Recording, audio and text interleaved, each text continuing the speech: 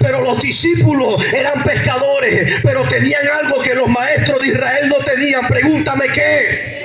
Deseos de estar con él. ¿Sabes por qué? Porque ellos lo dejaron todo para irse detrás de ese hombre que tenía un mensaje diferente. A alguien yo le vengo a decir que a Dios no le importa el estatus social que tú tengas, no le importa si la gente ha dictaminado sobre tu vida, sobre tus hijos, que no lo vas a lograr. Yo vengo desde Colombia para darle una palabra a alguien, y es que la gente puede decir de esa casa, lo probable es que se levante prostituta y drogadicto y borracho, pero yo vengo a decirte de parte de Dios que Dios va a romper lo improbable, y de esa casa que nadie daba nada, Dios va a levantar algo poderoso que va a marcar huellas en este lugar, que va a marcar huellas en esta comunidad. Alguien diga gloria a Dios, por favor. Alguien diga aleluya.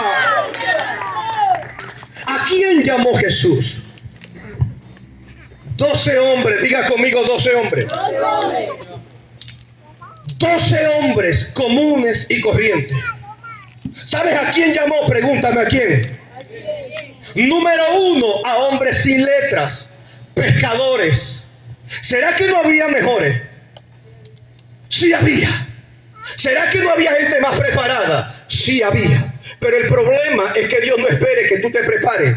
Dios te llama para prepararte. Ah, Dios mío, yo lo voy a volver a repetir. Dios no espera que tú te prepares. Dios te llama para prepararte en el proceso.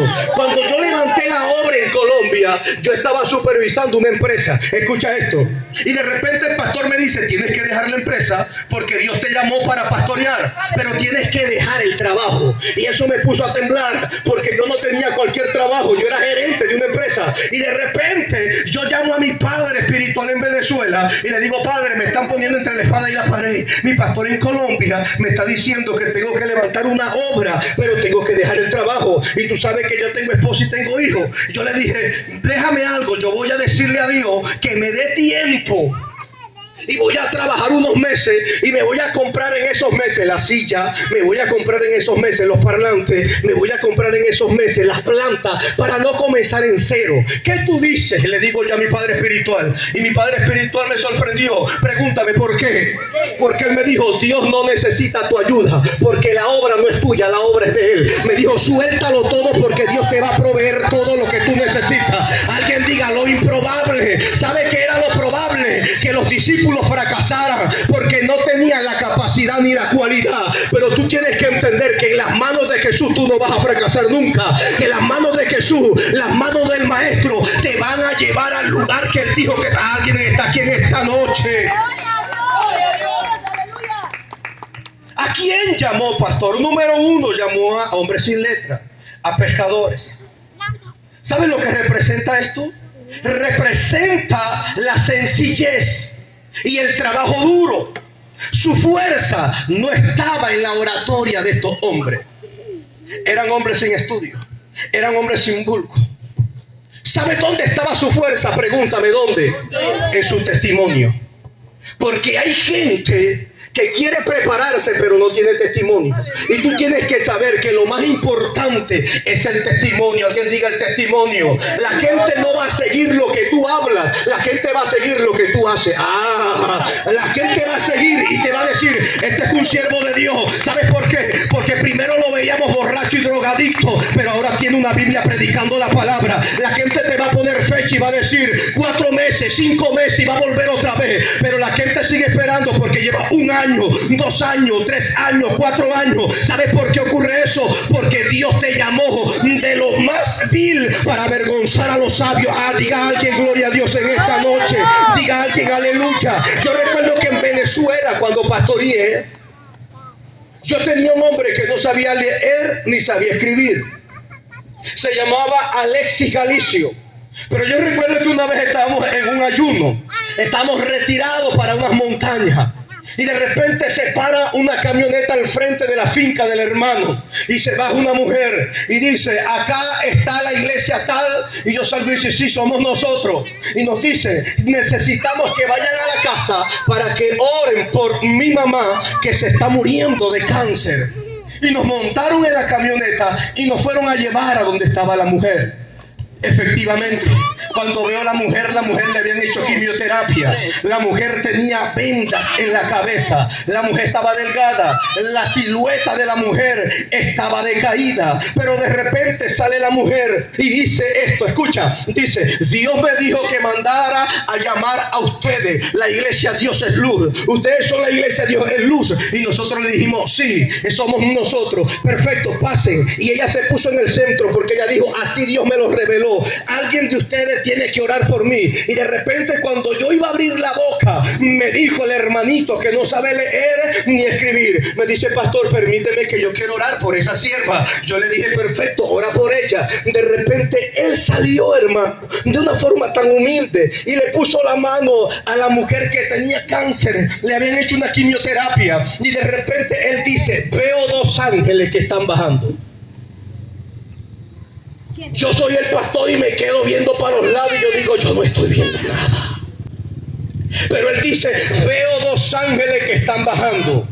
La mujer no nos había dicho dónde tenía el cáncer. Y dice: y veo que los dos ángeles te ponen la mano en tal lado. Y ella dice: ahí es donde tengo el cáncer. Lo dijo ella, yo me quedé sorprendido. Y él comienza a decir: y veo que el ángel está extrayendo algo de ti. Y le dijo el viejito, que no sabía ni leer ni sabía escribir, le dijo: la próxima vez que vayas al médico, ese dictamen médico que dice positivo al cáncer, lo vas a traer negativo, porque Dios te ha sanado esta hora. La mujer cayó al piso, la mujer comenzó a llorar. De repente yo entendí algo. Pregúntame, ¿qué entendí?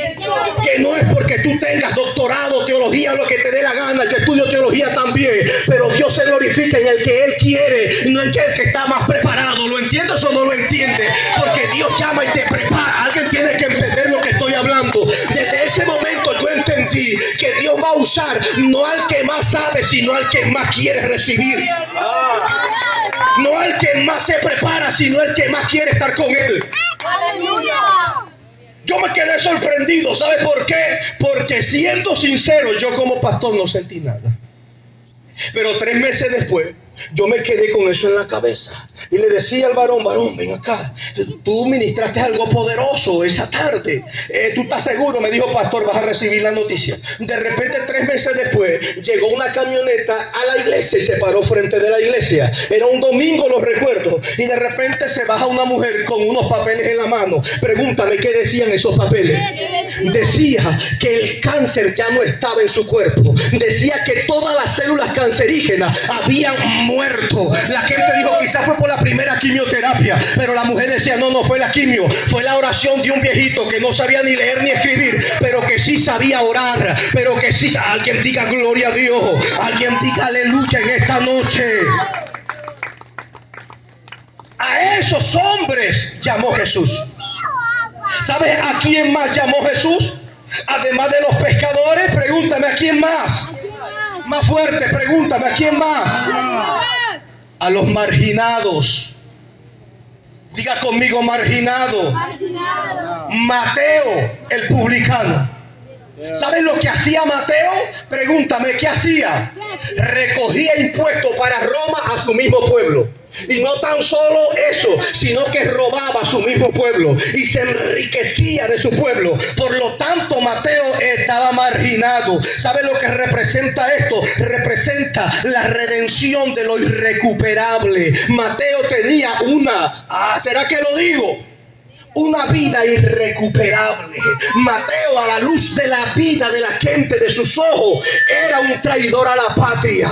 Pero déjame decirte algo en esta noche, y es que cuando llega el Señor llega para redimir la vida y recuperar lo recuperable. Tú tienes que entender que hay gente que dice: ese borracho lo van a matar en la esquina, pero de repente aparece Dios y ese borracho lo convierte en un profeta. Tú tienes que entender que Él viene a recuperar lo irrecuperable, que Él viene. Alguien diga gloria a Dios, alguien diga aleluya. Hay un testimonio que me voló la cabeza. Pregúntame, ¿cuál? El de Nicky Cruz. ¿Sabe quién era Nicky Cruz? Nicky Cruz era un pandillero en los Estados Unidos. Nicky Cruz era un hombre que fue a los Estados Unidos con deseo de superarse. Pero pregúntame, ¿qué pasó? ¿Qué sucedió? Más fuerte, pregúnteme, ¿qué sucedió? ¿Qué pasó? que cayó en las drogas en Estados Unidos, que se convirtió en un pandillero y era el cabecilla del grupo que se llamó Mouse Mouse. ¿Y sabes que la mamá de Nicky Cruz decía que era hijo del diablo? Marcado desde la niñez.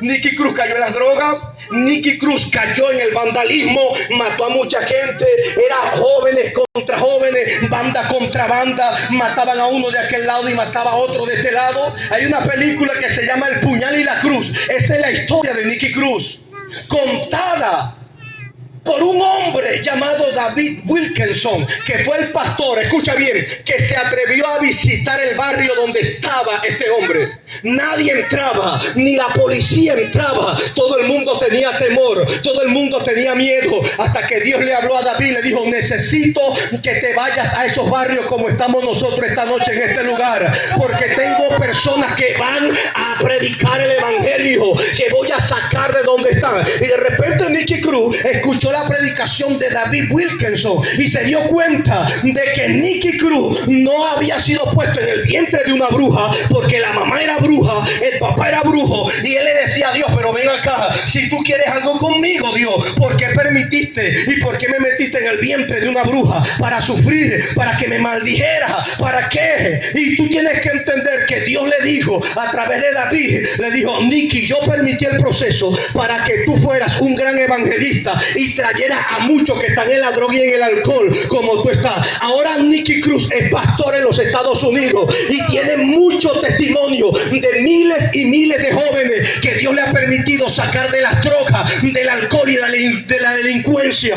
Por eso a alguien yo le vengo a decir en esta noche que lo improbable se va a volver probable en tu vida. ¿Sabes cuál era lo probable? Que Nicky Cruz lo mataran en la calle, que Nicky Cruz terminara como sus antepasados. Pero tú tienes que entender que cuando Él llega para cambiarlo todo, llega para transformarlo todo. Y de repente el delincuente se convirtió en evangelista, y de repente el drogadicto se convirtió en pastor. Porque tú tienes que entender en esta noche que cuando la mano del Señor te pone la mano, viene para transformarlo todo, viene para que olvides tu pasado y te tienda un mejor futuro. ¿Estás aquí o no estás aquí? Yo le vengo a decir a alguien en esta noche que lo improbable se va a volver probable en tu vida, que lo que la gente está diciendo que es muerte, Dios lo va a cambiar por vida. ¿Sabes a quién llamó al Señor? A los temperamentales, Santiago y Juan, los hijos del trueno. Te estoy hablando de los 12 discípulos que tuvieron el privilegio de caminar con el Señor. Ahí estaba uno llamado Santiago y estaba otro llamado Juan. El Señor los apellidó los hijos del trueno. ¿Sabes por qué le puso los hijos del trueno? Pregúntame por qué. Por el carácter agresivo que tenían.